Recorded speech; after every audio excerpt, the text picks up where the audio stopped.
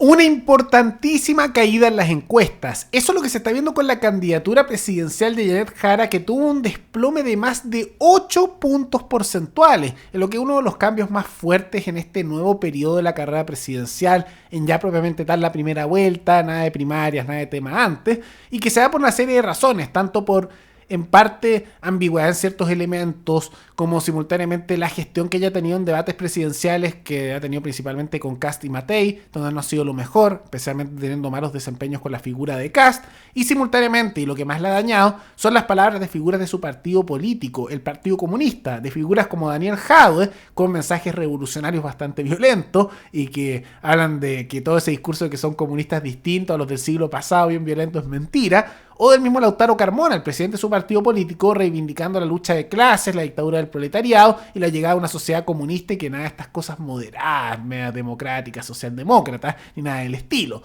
Cosas que la han afectado. Es lo que vemos ahora una caída importante en varias encuestas, como también una tendencia de que en segunda vuelta, y esto se confirma en todas las encuestas, ella perdería por paliza ante prácticamente cualquier otro candidato de la oposición.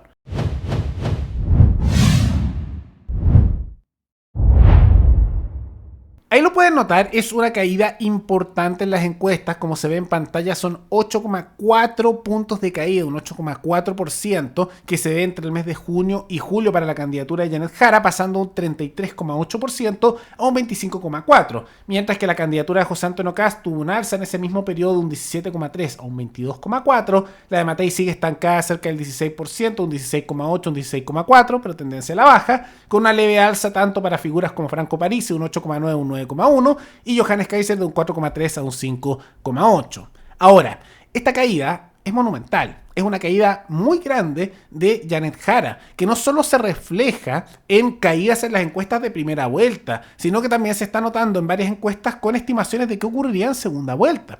Porque también muchos se preguntan ya, una cosa es la primera vuelta, pero después si ella llega a pasar, que es lo que todos estiman hasta ahora, vamos a ver qué ocurre eventualmente con los debates presidenciales, pero si llega a pasar a segunda vuelta y pasa con distintas figuras, ¿qué pasa? Y lo que se está viendo es que en todas pierde por amplio margen. Curiosamente, con la que lo tiene más fácil o que puede hacer competencia es con Matei, la que siempre te decían que era la más competitiva, la más moderada, y que ahora la que peor le va a las encuestas en una segunda vuelta hipotética con Jara.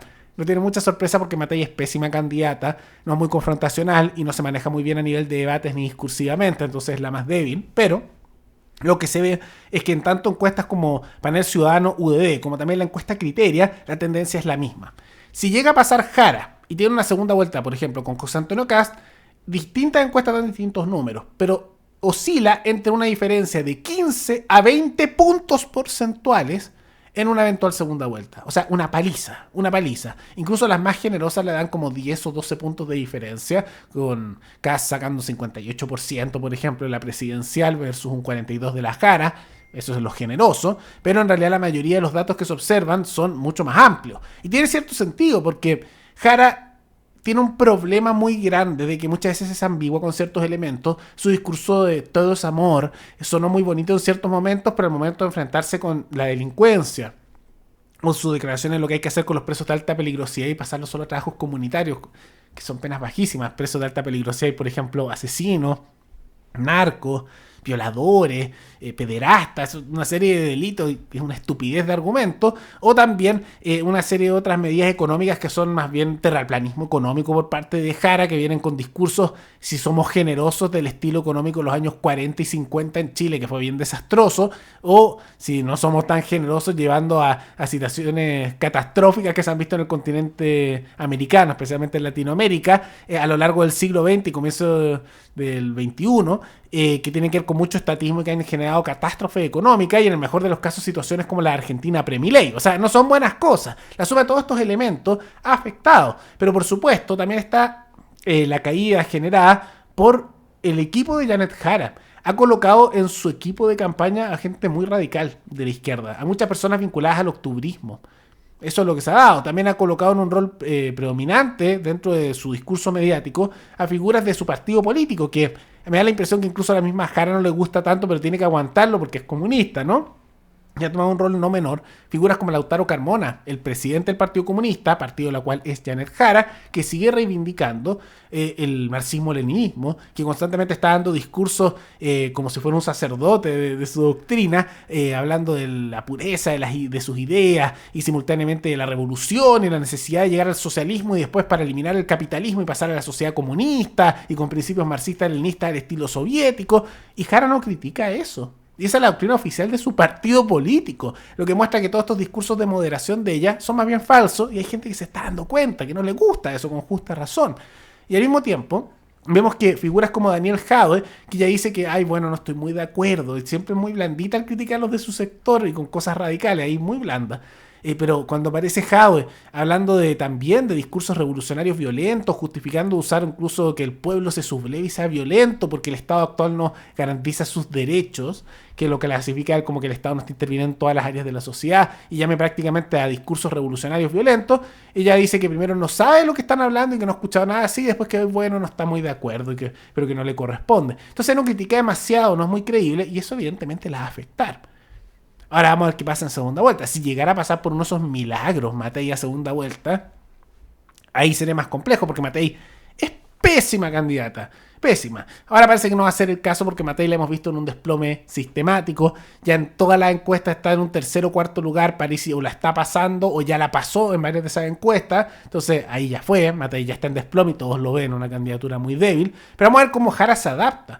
Porque ocurre que a Jara, todas estas volteretas que se daba, no era muy fácil criticarlo cuando estaba en las primarias y por eso ganó, porque muchos dentro de su sector, o sea, todos, para qué decir, pensaban como ella. Figuras como Toa, por ejemplo, o Winter, o Mulet, no le iban a criticar tanto en las cosas que decía que son estupideces económicas, porque ellos también piensan lo mismo. Entonces, eso la da en fortaleza, pero ocurre que cuando a Jara le cuestionan más en temas de seguridad, como también a nivel económico, y es con un pensamiento que es diametralmente opuesto al de ella, le cuesta un poco más responder. Muchas veces usa ambigüedades o empieza a decir datos que son mentiras y trata de defenderse de cosas que no son, que en realidad no se justifican en nada, no tiene una realidad sustentada lo que ella menciona. Entonces todo, por supuesto, eso la ha afectado. Igual falta bastante para la elección presidencial, cada vez menos, por supuesto. Estamos ya a unos 3 meses ya de la primera vuelta, nos falta demasiado, pero ya, por ejemplo, a finales de este mes empiezan oficialmente las campañas presidenciales y especialmente en septiembre, post 18 de septiembre,